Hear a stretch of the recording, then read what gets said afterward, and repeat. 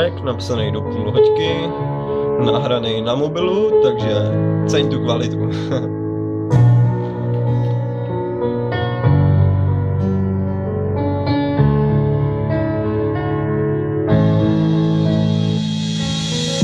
Milovaná, proč si mi tak ublížila? Jsem dřepal doma a ty se z klubu bavila. Moje srdce zízvené, neví už co na to říct. Zároveň tě nenávidí, přitom tolik miluje. Prosím tě, vrať si mi, přitom volám vzpomínky. Nechci už tě vidět, nenávidím tvoje rty. Líbala si jinýho a to mít, co tě zabilo. Láska není beton, je nejsilnější přitom. Když máme zapomenout, nevíš ani jak bych rád. Prosím, radši odejdi, ne vlastně vrať si mi. Už ani sám nevím, co jen chci. Radši bych teď nebyl, všichni běžte raději, protože chci být sám, přitom jsem furt s ní. Nemůžu usnout, ovládáš moje sny. Nekonečná dilema, proč jsi se tak změnila? Klubová holka, každý pátek opila.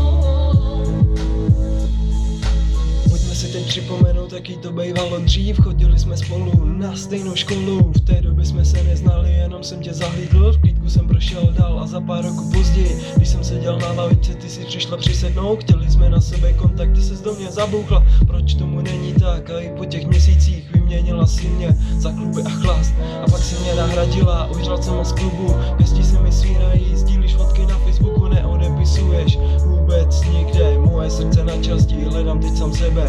Nemůžu se najít, ztratil jsem se v tobě a to je právě problém, ty jsi někde jinde. Nekonečná dilema, proč jsi se tak změnila, jo, proč jsi se tak změnila.